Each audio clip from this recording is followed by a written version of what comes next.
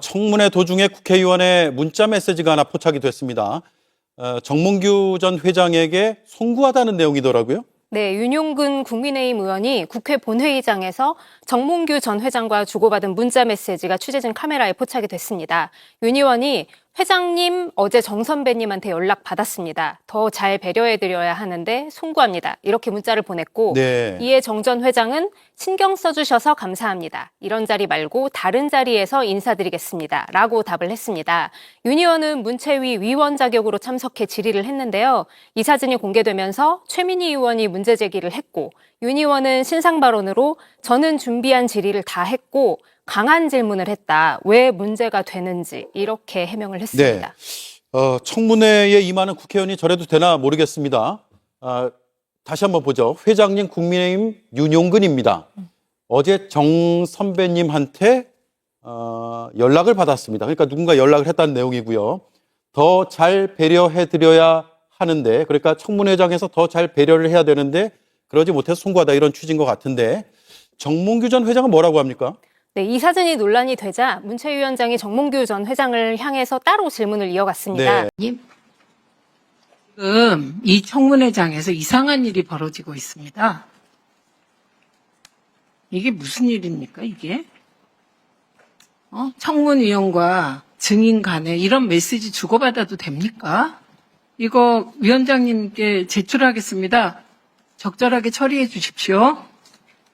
네, 다음 진행하기 전에 정몽규 증인 한 가지 확인하겠습니다. 네. 청문회 준비하시는 과정에서 청문위원들에게 로비를 위해서 컨택하신 적 있습니까? 위원들에게 직접 연락이 안 돼서 뭐 여러 가지 루트를 통해서 지인과 인맥 동원해서 청문위원들에게 미리 선을 대려고 하셨습니까? 선을 내렸다는 건 뭐 무슨 말씀이시죠? 무슨 말일까요?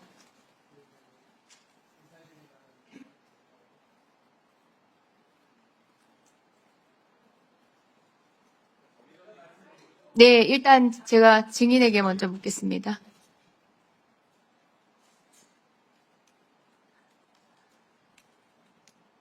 물었습니다. 통상적으로 사용하는 단어를 사용했습니다. 제가 애둘러 표현하느라고 네. 사용했습니다. 그럼에도 불구하고 알아들으셨을 것 같은데, 네.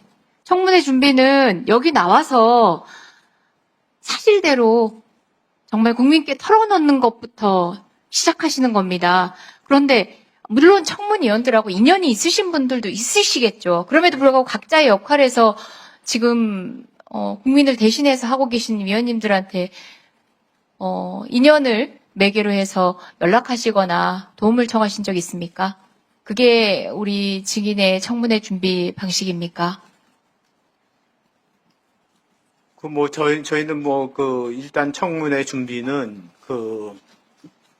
여러분들의 질의, 자료, 그거를, 어떤 자료를 요구했는지 거기에 따라서 준비를 했고요. 아시는 분, 네?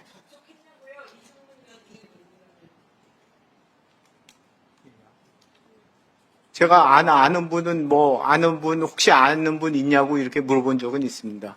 아는 분 있으시면 그러면 어떤 부탁을 하시려고 했습니까? 어떤 부탁을 했습니까? 어떤 질문을 하실까? 아니면 제가 또 미리 준비할 게 있나? 이런 거 물어봤었습니다.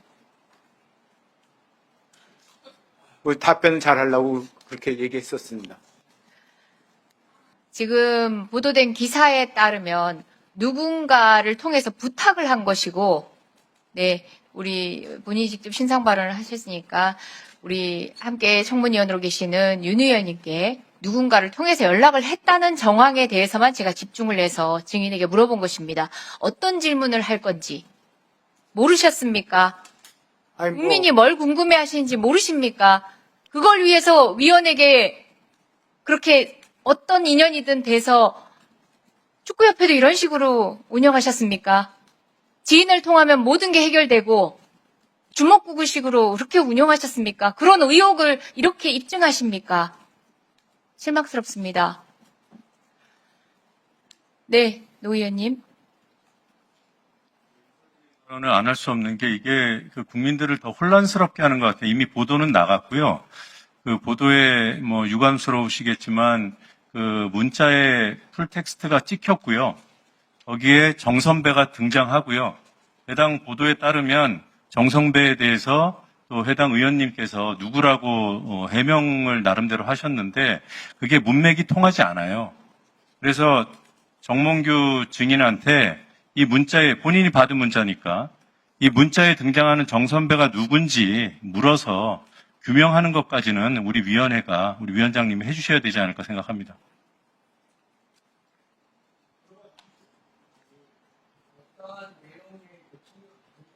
아닙니다. 저는 위원님께 말씀드리는 게 아니라 그래서 집중을 일단 국민의 신뢰를 무너뜨리는 상황입니다. 그리고 무엇보다 이 문자 내용으로 드러난 내용은 여기 앉아있는 증인이 정 선배라는 지금 기사에 언급된 우리가 사진 자료를 통해서 확인하는 정 선배를 통해서 청문위원에게 연락을 하려 했다는 그것입니다.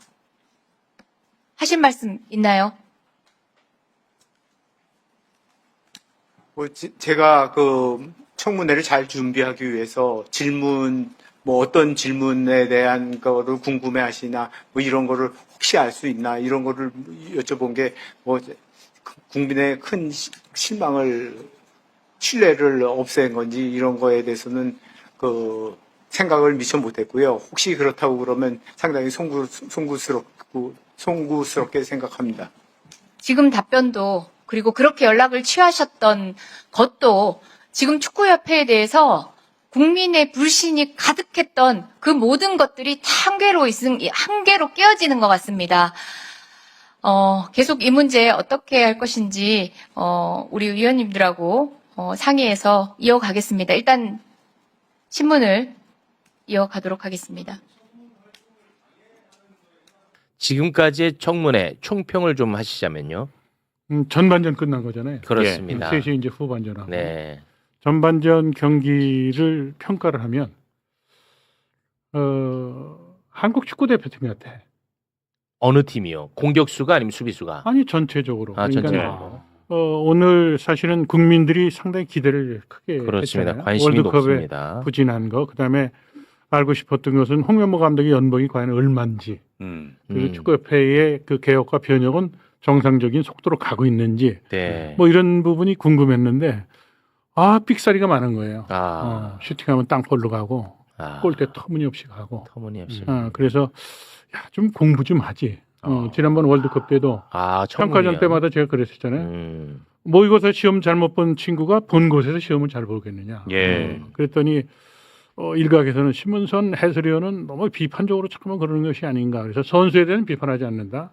그렇지만 전술이나 그렇지 않으면 본선에 가서 해야 될 작전이나 뭐 이런 것에 대해서 비판을 했었는데 오늘 전반전 경기 결과 자체를 놓고 보면 청문회 네. 조금은 선수들이 공부를 안 했다. 청문위원 국회의원을 얘기하는 거야? 예, 그렇죠. 알겠습니다. 네.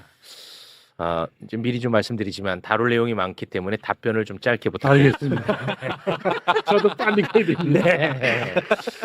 굉장히 좋은 지적인데 네.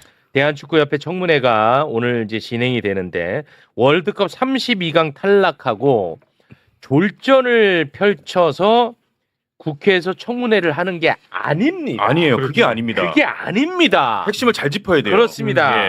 그런데도 불구하고 청문위원 중에 32강 탈락해서 청문회를 열고 있다고 생각하는 바보들이 살고 있더라고. 난 진짜 너무 힘들다 이거. 너무 진짜 화가 나더라고. 아니 32강 탈락했다고 국회에서 청문회를 하냐? 월드컵 결과랑은 상관없는 거라니까요.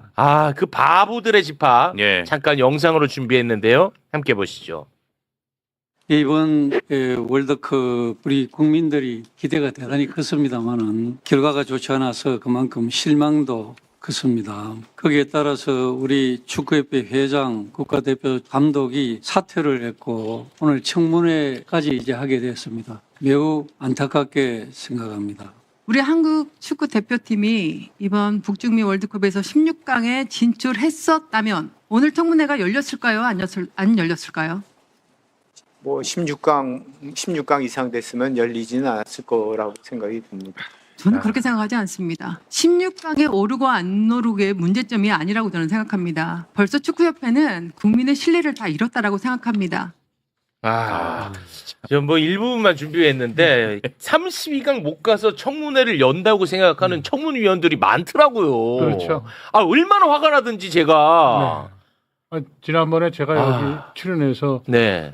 그 정몽규 회장에 대해서 대학 교수니까 네. 성적을 평가한다면 F 학점 준다고 그랬었죠. 그렇습니다. 오늘도 오답을 내놓는 거예요. 오늘도 오다. 국민들은 월드컵 32강 못 올라갔다는 것 때문에 그런 게 아니에요. 그런 게 예. 아니야. 그죠? 가장 중요한 것은 국민이 생각하는 공정성, 그렇지. 상식에 부합하지 않는 그런 인사, 그러니까 감독 크린스만이나 홍명보 감독 선임한 거에 대해서 그렇죠. 이미 거기에 대한 저항이 있었어요. 네. 상암 경기장에서 MH 할 때 관중들이 텅텅 비었잖아요. 그렇습니다. 한일전 하는 용인의 스타디움에도 운동장이 그냥 텅텅 비었어요. 그 혼내는 거거든요, 그게. 그렇죠. 국민들은 이미 축구에 대한 보는 시각이 여기 있는데 그렇죠. 지금 현장에서는 지금 그런 얘기를 한단 말이에요. 16강에 갔으면 오늘의 그 청문회가 있었겠느냐 했더니 거기에 아니래. 시험 보는 정몽규 학생이 아니라고 아이고. 오답을 쓰잖아요. 여론을 나는 그래서 절망했어요. 나는 네. 저 답 딱 보고 예. 뒤에 내용은 의미도 없겠다 싶더라고요. 근데 또 일각에서는 예. 제 주변에서는 야, 그 정몽규 학생이 공부를 잘해서 일부러 오답을 얘기하는 것이 아니냐 이렇게 얘기하는 사람들도 있더라고요. 동정표를 의식해서. 동정표도 그렇고 이것이 오늘 증인으로서 진술하는 것이 현재 경찰서에서 수사가 지금 확대돼서 진행되고 있잖아요. 예. 그러니까 이제 이런 부분을 걱정을 해서 그런 것이 아닌가 뭐 이런 얘기를 하는데 네. 어찌됐든 뭐 시험에 대한 성적은 F 학점입니다. 저는. 그렇습니다. 다시 한번 좀 말씀을 드리자면 국민의 세금이 들어가는 곳 아니겠습니까? 그런데 구조적으로 너무나 심각한 문제들이 있기 때문에 청문회를 열어서 진상도 규명하고 네. 잘못된 거 지적하고 견제하는 거예요. 이미 사법부에서 우리가 의심했던 문제들을 다 문제가 있다고 인정을 했었어. 네, 맞습니다. 그거 다시 한번 좀 보고 갈게요. 요것만. 네. 정몽규 회장이 홍명보 감독 선임 과정에 권한 없이 개입했다. 거짓 보고로 보조금 56억 원을 부당 지원했다. 비리 축구인을 기습 사면의 규정을 위반했다. 네. 법원의 판단이 뭐 등등등 엄청 예. 많았다고. 이런 것들을 이제 좀 따져 묻겠다는 자리인 겁니다. 자, 그러면 한 장면 한 장면 저희가 좀 준비를 했는데 함께 또 보도록 하겠습니다. 정몽규가요. 축구 종합센터에 50억을 기부하겠다고 약속을 했다. 우리가 이 얘기 많이 했었잖아. 근데 결국은 안 내고 도망을 가버렸습니다. 이 정몽규의 그 비루함, 이 돈이 많은 사람이잖아. 네. 정몽규의 비루함이 이번에 여실히 드러났어요. 그거 아주 짧게 보고 가겠습니다. 지난해 축구협회로 들어온 기부금 내역을 문체부로부터 기록을 받아봤더니 회장님께서 기부하신 내용이 제로예요. 회장님의 기부가 제로인 것이 문제라는 것이 아니라 전 국민이 다 알다시피 회장 4선 도전할 때 50억 기부하겠다고 약속을 하셨거든요. 혹시 올해 하셨습니까? 사퇴 전에? 안 하셨나요? 무슨 말씀하시죠? 협회에 50억 기부하겠다고 하셨는데 하셨는지 여쭤보는 겁니다. 그 50억 기부 얘기하기 전에 요번에 그 30억을 아니, 하셨는지 안 하셨는지 확인해 주시면 되잖아요. 성적에 따라 질문할 게 너무 많아요. 안 하셨죠? 못했습니다. 아직 못했대. 아니 30억은 왜 입에서 오르락내리락 50억 너가 한다고 해갖고 네. 물어본 건데 무슨 말씀을 하시는 건지 하더니 이제 말을 돌리려고 그래. 아니 내가 16강 가면 30억 주기로 한 얘기를 갑자기 해. 근데 16강 못 갔잖아. 이 얘기를 하려고 했나 봐요. 와 나는 이건 진짜 너무 심하던데요. 태도가. 팩트를 정확하게 말씀드릴게요. 예. 지난해에 그 55대 회장 선거 때 그 선거 기일을 늦췄어요. 그것이 허정무 후보 캠프에서 이 신청을 해가지고요 재판부에서 받아들여서 이제 연장이 됐는데 투표 하루 전날 정몽규 회장이 전 국민들을 대상으로 해서 기자들을 모아놓고 축구센터를 짓는데 자신이 50억을 기부하겠다고 공식적으로 이제 발표한 게요. 공약으로. 예. 근데 이제 그때 저는 바로 그 발표가 나오고 나서 다시 긴급히 저도 기자들을 모았죠. 네. 그래서 야 이게 고무신 선거냐? 내일이 투표인데 금권 너 선거. 50억을 내겠다는 게 이게 뭐냐? 뭐 이런 얘기를 했죠. 네. 근데 이제 선거는 늘어졌잖아요. 그렇습니다. 그러더니 지금 1년 조금 지났잖아요. 네. 근데 저렇게 우리가 기억 못하는 줄 알고 무슨 말씀을 하시는 건지. 그 30억. 진짜 너무하더라. 근데 재밌는 거는 저 편집된 내용 말고 그 영상을 또 준비한 게 있었는데 광주에서 왜 건축물 아파트인가 짓다 무너졌잖아요. 네. 그때도 거기 수리비에 대한 거. 그다음에 뭐 그 저 공사 현장에 있었던 뭐 얘기에 거기에 시설 뭐 부담금이나 뭐 보수하는 들어간 비용을 기부하겠다, 지원하겠다고 얘기를 했는데 그것도 하나도 이루어지질 않았다는 거예요. 그것도 이 사람은 네. 이 특징이네요. 그러니까 이게 도대체 이게 뭐지? 와, 그래요? 이거 좀 네, 그래서 악질인데, 그럼. 그 신문선에 꼬리가 지금 댓글창에 뭐라고 달렸냐면 이런 사람이 어떻게 대기업의 오너인가? 너무너무하다 이게 너무너무하다. 그러네. 네. 그리고 아까 이제 30억 얘기한 것은 이제 예를 들어서 32시간 가면 얼마, 네네. 그렇죠. 16 가면 얼마, 조건부로. 네, 조건부로. 네. 그때 제가 이 자리에 와서 그랬었잖아요. 예선 통과하지 못할 것도 뭐 계산이 돼 있고 만약에 통과가 된다면 그 거수기들, 그렇죠. 지방의 협회장들을 포함을 해서 우리가 직접 선거를 해서 뽑은 회장인데 왜 관두느냐? 그렇지. 목소리를 높일 것이다. 맞아. 뭐 이런 얘기를 했었는데 성적이 좋으면. 네, 그렇죠. 지금 이런 것들이 현실화되고 있는 거예요. 그런데 그렇습니다. 사실은 이제 바둑 고수들이 바둑을 둘 때 세수, 네수, 다섯수를 내다봐요. 근데 정몽규 회장이 지금 수를 두는 것을 보면 저는 수를 다 파악을 하죠. 제가 옛날에 알파고 때 MBN 텔레비전에서 바둑 해설을 했었어요. 그래서 바둑이라는 거는 그 수 읽기에 대해서 바둑을 다 두잖아요. 그래가지고 확 돌을 갖다 섞잖아요. 그럼 저보고 하라면 다 갖다 그대로 놓습니다. 아니, 선생님이 바둑 해설도 하세요? 바둑 했어요. 신문선에 바둑 해설 한번. 아니, 그 바둑을 둘 줄 아시는 거예요? 바둑을 두니까 지금 그런 얘기를 하죠. 그러니까 제가 수 읽기에 밝은 것이 지금 지난번에 와서도 뭐 그 경기 분석할 때 얘기를 하잖아요. 그냥 하는 것이 아니라 스포츠라는 것은 승패가 가려지지만 그 승패가 가려지는 그 과정에서 생성되는 데이터라든가 이런 것이 기반을 이룬다고 그랬잖아요. 네. 그 정몽규 회장이 지금 하는 얘기를 보면 수가 훤히 읽혀지는 거예요.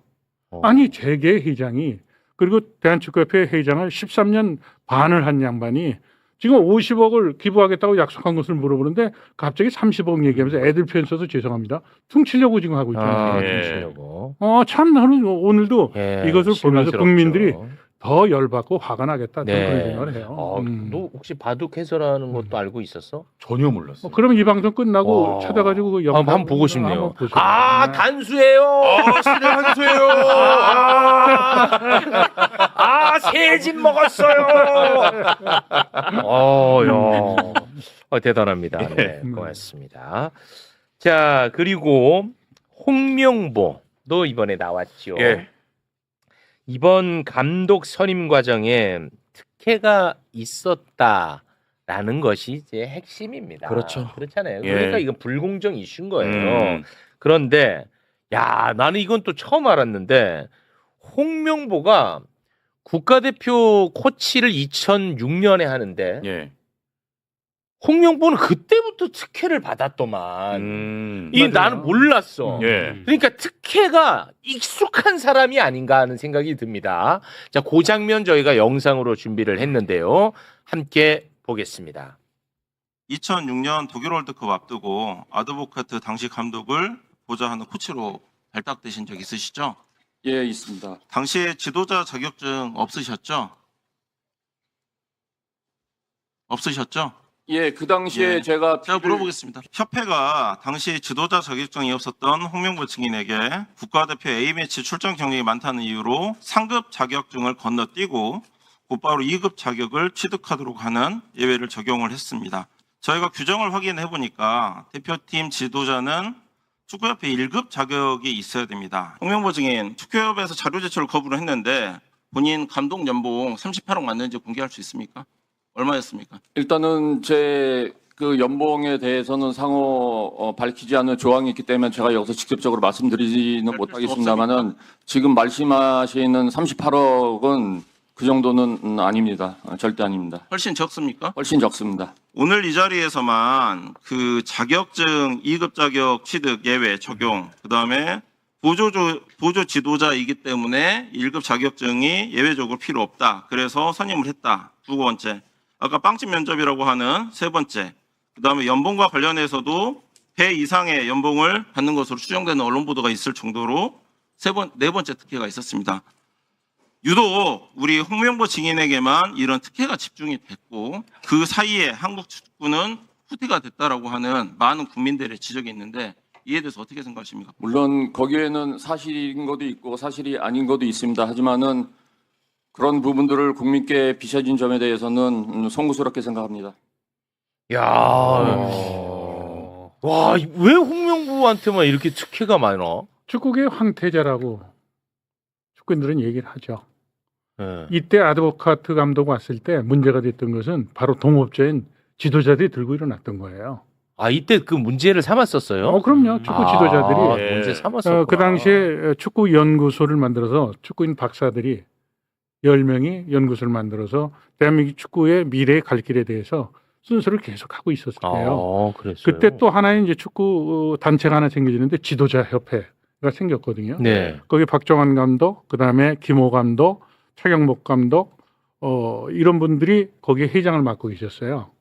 그분들이 이 당시에 홍명보 감독이 지도자 자격증이 없는데 아드보카트 감독이 왔는데 거기 이제 코치로 들어가니까 지도자들이 다 들고 일어났죠. 아, 그랬었구나. 지도자들이 왜 들고 일어났느냐? 자기는 거기 가서 지도자 자격증을 따려면 신청을 하는데도 기다려야 돼요.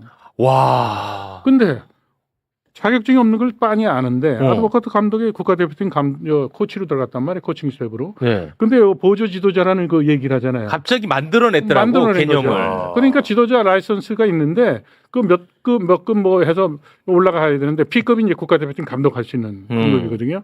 그 최소한 1급 자격증이 있어야 되는데 그 자격증이 없으니까 지도자를 들고 일어나니까 네. 아주 들어보지도 못했던 보조 지도자. 만들어냈어. 보조 지도자는 뭐냐면 예를 들어서 장비를 준비한다든가 옛날에는 선수들이 이제 피곤하면 근육을 이렇게 마사지하는 사람들이 있거든요. 예. 딱 더 밑에 있는 사람들. 예. 뭐 이런 그 명칭으로 해석해서 피해간 거죠. 와. 피해가서 엄청난 특혜네. 그러니까 그 홍명보 감독 가는 그 길에는 늘 이렇게. 와. 그러니까 왜 홍명보 감독에게만 이런 특혜를? 이제 그래서 이제 나오는 게 마피아 고대 카르텔이 나오는 거예요. 그래서 달리 설명이 안 되니까. 네. 고대 카르텔 그다음에 정씨와 가깝다. 정씨 일가와의 그래서 신분. 그 정씨 일가의 황태자라고 얘기를 하고 그리고 홍명보 감독은 사실은 축구회장까지 가는 길을 축구인들이 다 예측을 하고 있었어요. 그랬어요? 아까 바둑 얘기하듯이. 그래서 자 보세요. 2014년 월드컵 때 최악의 성적을 거뒀는데 역대 최악이었죠. 그렇죠. 근데 갔다 왔으면 일반적인 감독이었으면 어떻게 될까요? 그늘에 가서 숨어 있겠죠. 그렇습니다. 근데 홍명보 감독은 그 다음에 뭘 했죠? 회식했죠. 회식이 아니라 회식했잖아요. 브라질에서 회식한 거고 네. 한국에 귀국해서 전무이사를 했죠. 전무이사하고. 행정의 가장 꽃이거든요. 그게. 그래서 전무이사를 하다가 맞아. 그것도 황태자 길을 걷는 황태다가 거구나. 그다음에 또 현대중공업 감독으로 갔잖아요. 현대로. 현대중공업 감독 가서 10억 정도 돈이 엄청 많은 이제 감독 생활을 했어요. 그러다가 대표팀 감독 하기 싫다고 막 그러는데 갑자기 뿅 그러고서 올라갔잖아요. 그러네. 외국인 감독 가서 면접하고 이 그림이 있는 거네. 지원서 다 받고 그렇잖아요. 그러면 이번에 월드컵에서 성과를 거두면 그 다음에 코스는 어디였을까? 정몽 회장이 이렇게 시끄러우니까 그러면 대리인으로 짜자잔 하고 들어갔겠죠. 야, 확실히 바둑 해설을 하시는 분이야. 그림이 그려지네. 실제로도 그런 소문이 있긴 했었어요. 홍명보가 차기 이제 대한축구협회장. 아니 장학생들이 많아요. 와, 장학생들이 굉장히 심각합니다. 그러니까 홍명보는 이렇듯 계속 특혜를 받아오면서 성장하다 보니까 특혜가 너무 익숙하고 특혜가 아닌 줄 아는 것 같아요. 자연스러운 거죠, 본인은. 그래서 이번 감독 선임이 홍명보는 진짜로, 그러니까 진심으로 문제가 없다고 생각하는 것 같아요. 그런 것 같아요. 이게 워낙 익숙해져 있다 보니까 그 장면 이번 청문회에서도 여실히 드러났는데요. 영상 함께 보겠습니다. 2024년 7월 5일에 당시 감독 추천에 대한 아무 권한이 없던 이임생 이사가 빵집에서 밤 11시에 감독님을 면접하듯이 만난 이후에 별도의 면접 과정과 PT도 없이 선임이 됐습니다. 당시에 축구협회 많은 관계자들과 축구 팬들이 이 문제를 이미 지적했습니다. 그때 모르겠다고 대답하셨죠? 예, 맞습니다. 저한테 제안을 하러 왔을 때는 저는 정상적인 절차를 거쳐서 왔다라고 생각을 했습니다. 정상적인 절차가 아닌 거는 누구보다 아셨을 텐데 왜냐? 그 이후에 면접과 PT가 없었거든요. 다시 한번 기회를 드리겠습니다. 축구인의 자존심으로서 국민들 앞에 축구협회 시스템을 붕괴하는데 함께 묵인하고 일조했다라는 사과의 말씀 하실 생각 없습니까? 제가 집 앞에서 만난 게 국민들께서 좀 불투명하다라고 생각은 하실 수 있다고 생각이 듭니다. 하지만은 저는 제가 집 앞에서 만났다고 해서 어떤 특혜나 어떤 이익을 요구한 적은 한 번도 없습니다. 그러니까 이 자체가 문제라고, 그러니까 아예 생각을 안 하는 거야. 근데 이게 말이 좀 안 되는 게 이임생은 권한이 없는 자잖아요, 당시에. 근데도 이게 특혜가 아닌 줄 알았다는 게 나는 이게 좀 받아들이기 어려워요. 이건 짠 거죠. 짠 거예요. 짠 거죠. 그렇게 보시다. 이임생이가 지금 있어야 되는데 이임생 안 왔잖아. 안 왔잖아. 이임생이 권한이 없는 자였잖아요, 당시에. 근데 지금 없었죠. 홍명보 감독하고 정몽규 회장은 일관되게 이거는 잘못됐다. 영상이 준비되어 있는지 모르지만 정몽규 회장이 여기에 관련된 질문을 받고 뭐라 그러냐면 자기는 문체부에서 28가지의 비사실 중에 감독 선임에 대해서 클린스만 홍명보 감독 그 선임에 대해서 그것은 잘못된 행정이라고 그것을 지적을 했고 그리고 자격정지이상의 중징계의 처분의 그 근거가 된 거거든요. 네. 근데 그 부분에 자기가 잘못됐다고 생각하기 때문에 항소를 했다고 얘기를 해요. 그러면 이 부분에 이임생과 그 지금 홍명보 감독 그리고 상위 위치에 있는 정몽규가 지시를 해서 이임생은 빼박이에요. 이게 여기서 짜서 안 나오더라도요. 이임생의 기자회견 중에 이런 게 있어요. 정몽규 회장이 나에게 전권을 줬다. 그래서 내가 그 후임 감독들 사람들 면접을 하겠다 외국 가서. 그러다가 갑자기 오자마자 지금 온 거거든요. 홍명보 감독도 여기서 마지막 저는 용기를 갖고 국민들한테 잘못했습니다. 사과를 했으면 좋을 뻔했다는 거죠. 자, 한번 생각해 보세요. 지난번에도 얘기했잖아요. 대학교 시험을 보러 왔는데 원서도 접수를 안 했어. 접수도 면접도 안 했어. 그런데 합격했네. 와, 그게 특혜가 아니라네. 근데 그걸 갖고서는 자기는 나를 만나러 왔대. 그 대학교 교수가. 와. 총장이 만나러 왔대. 그래서 자기는 정상적인 절차를 통해서 감독이 됐다라고 얘기를 해요. 거기에 또 그 전 단계를 볼게요. 홍명보 감독이 후임 감독으로 얘기가 되니까 울산 팬들이 다 들고 일어났잖아요. 맞아요. 그러니까 홍명보가 뭐라고 했어요? 난 절대 가지 않겠다. 나는 떠나지 않는다. 그러다 어느 날 갑자기 야밤에 가서 빵집 가더니 계약하고 와가지고 봉사하러 간다고. 그래서 시작된 게 홍명보 나가 정몽규 나가라고 그 떼창이 시작됐던 것이 울산에서부터 시작이 된 거예요. 그러면서 상하모를 불이 붙었고. 울산부터 시작. 그런데도 불구하고 지금 국민들을 이것은 기망이야, 속이는 거지. 그렇지. 속이는 거야. 네. 그러니까 안타깝다는 거예요. 저는 이게 왜 그러냐. 캐빈에서 그 시민단체가 고소했던 것이 한 1년 반 정도 동로경찰서의 캐빈에서 있었어요. 그런데 이것이 이제 본격적으로 수사가 되거든요. 본격적으로 수사가 되니까 이 궤를 맞춰서 업무 방해, 예를 들어서 이것이 해당이 되는 거거든요. 그러면 이것이 조사가 되면 그러니까 이임생이가 오늘 빠진 거죠. 안 왔죠. 그러니까 뭐 국민들은 더 화가 나죠. 근데 축구 팬들은 이미 다 알고 있어요. 이런 사실들을. 다 알고 있어. 알고 있죠. 그럼요. 그렇습니다. 저 당시에 이제 우리 대표팀 감독 지원했던 많은 외국인 그 감독 후보들이 PPT를 엄청 정성 들여가지고 우리 하물며 한 감독은 세대 교체까지 어떻게 할 거냐 이런 것까지 다 준비를 했다는 거예요. 근데 빵집에서 면접 보고 지금 선임이 됐으니까. 그리고 그때 이용당한 거야. 그 외국인 감독들조차. 홍명보 감독이 선임되고 나서 그 친구들이 항의도 하고 있었어요. 그리고 뭐 외국에서 인터뷰도 하고 난 대한민국 축구 저 대표팀에 지원을 했는데 인터뷰도 하고 면접까지 했는데 이게 어떻게 된 거냐? 나한테 통보도 없었다. 그러니까 안팎으로 물이 줄줄 샌 거죠. 이게. 그렇습니다. 네. 자, 시간이 좀 많이 흘렀는데 요 얘기 짧게만 좀 하고 가겠습니다.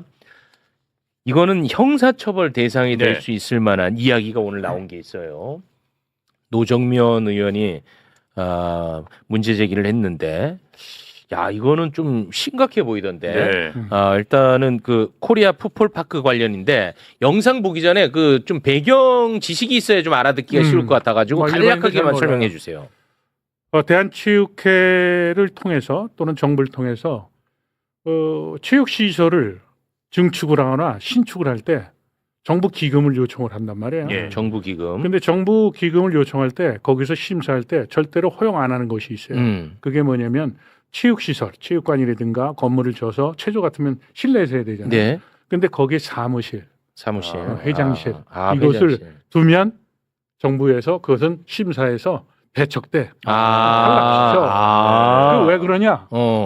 만약에 축구협회에 그것을 회장실과 사무실이 있는 것을 주면 다른 종목도 궁색한 사무실을 갖고 있는 경기단체들이 계속 우리도 키워나가. 지원해달라고 하면 정부의 예산은 제한돼 있고 그러니까 그걸 못하게 하니까 그러면 얘기하세요. 오케이. 이해하셨죠? 요까지만 알면은 영상 보면 이해할 수 있을 것 같아요. 와, 네. 듣고 보니까 더 열받네. 자, 영상 함께 보겠습니다. 천안 미니 스타디움 건립 사업 수백억 원이 들어간 사업이고요. 이 가운데 국고 보조금 77억 원이 투입됐습니다. 사업 계획서와 도면을 제시하고 국비를 받겠다고 했어요. 근데 여기 보면 임원실이나 회장실 같은 그런 사무 공간이 안 들어 있습니다. 그런데 이렇게 신청을 해놓고 일부 국비를 받았어요. 그 다음에 건축 허가를 낼 때는 회장실, 전무실, 임원실, 여기 비서실, 업무 준비실 이런 것들 무려 400여 평, 430평 정도를 스타디움 3층에 건립하는 것으로 건축 허가를 받았습니다. 사업 계획서에다가 축구협회가 신청하면서 넣었던 거와 건축 허가 받은 이 도면은 구조도 다르고 용도도 달라요. 와 이거 허위 아니 보고 아니에요? 이거는 사기 아니에요? 사기죠. 그러니까 이거 너무 큰 건 같은데? 그래서 문체부 감사에 이것도 지적이 된 거예요. 그래서 돈 나간 거 환수하겠다. 아니 환수해서 끝날 문제가 아닌데? 근데 건축 허가는 그죠? 천안시 쪽에서 했겠죠. 네? 네. 천안시는 그때 제가 회장 출마했을 때 축구협회가 사무실 전부 다 이사 갔어요. 여기 종로에 있던 곳이. 그러니까 회장실도 필요했고 사무실도 필요했겠죠. 그런데 이것을 허가받을 때와 정부의 예산을 국비 지원받을 때 이게 완전히 달라진 거예요. 근데 지난번에 여기 와서 또 제가 얘기했잖아요. 4대 카르텔 중에서 차관보들이 부회장으로 가서 그죠? 네. 대관 업무한다. 정부를 상대로. 그죠? 거기에 제가 발표하고 나서 오늘도 줄줄이 지금 차관 지난 직전 부회장했던 양반이 와 있고 지금 4사람의 차관 출신들이 거기에 이제 불려 다니게 될 겁니다. 그러면 이 사업에 대해서 이러한 비위 사실이 있는데도 불구하고 이 문제는 저는 큰 문제로 이게 불이 붙을 거로 저는 봐요. 와, 이거는 진짜 커 보입니다. 그래서 오늘 사실은 전반전에 오전 지금 청문회를 하면서 너무 이게 준비들을 안 했구나라고 했는데 그래도 한 4가지를 건졌는데 4가지 중에 하나가 이게 제일 큰 빅뉴스예요. 이게 제일 빅뉴스야. 빅뉴스야. 이거는 큽니다. 56억 받았어요. 56억. 그러니까 70억인데 그게 이제 나눠서 들어오는 건데 56억 받았는데 그거에 대해서 지금 이제 정부에서는 강력하게 이제 추징 조치와 더불어서 이거 큽니다. 네, 이것이 법적으로도 이제 큰 문제를 그렇습니다. 비화될 것 같아요. 너무 좋습니다. 많은 분들이 신문선 회장을 응원한다. 뭐 이런 글들이 올라오고 있습니다. 네. 아직 저는 지금의 카르텔 구조면 누구도 못 이겨요. 자 보세요. 왜요? 10,000명까지 늘린다는데 선거인단. 지금 17개 시도에 회장이 있죠. 보셨잖아요. 몇 사람이. 네네 봤어요. 그렇죠? 저항을 하잖아요. 그다음에 또 축구협회 초등, 중등, 고등, 여성연맹, 풋살연맹 그것도 다 저쪽 사람들이죠. 그리고 뭐 축구협회 지도자 지난번에 정몽구 지지선언 했죠. 뭐 해가지고 카르텔들이 있어요. 지금 선거인단 늘린다고요? 그러니까 정몽구 회장도 오늘 나와서 뻔뻔하게 사실과 다른 얘기를 하고 있는 겁니다. 그 10,000명으로 늘려봐야 결국은 우리 사람이 된다라는 생각을 그렇죠. 갖고 있나 보군요. 네, 그러니까 앞서도 얘기했지만 그래요? 월드컵의 성적이 좋으면 17개 시도 회장들이 나서서 야 우리가 직접 뽑았는데 그래? 뭐 그런 얘기를 했던 것이죠. 그러니까 지금 사람들은 정확하게 얘기를 해줄게요. 지금 직선제를 얘기했었잖아요, 대통령께서. 네. 그죠? 직선제가 아닙니다. 10,000명으로 늘리는 건 간선제예요. 그것은 대한체육회가 유승민 회장이 당선될 때 작년에요. 그 선거인단을 41배로 늘리겠다고 그랬어요. 그래가지고 대한축구협회가 최대 인원이 300명이니까 41배가 되면 12,000명 정도가 되죠. 네. 이게 직선제가 아니라 간선제인데 그것이 체육회장 선거 때 했던 공약의 범주에서 지금 혁신을 하고 있는 겁니다. 알겠습니다.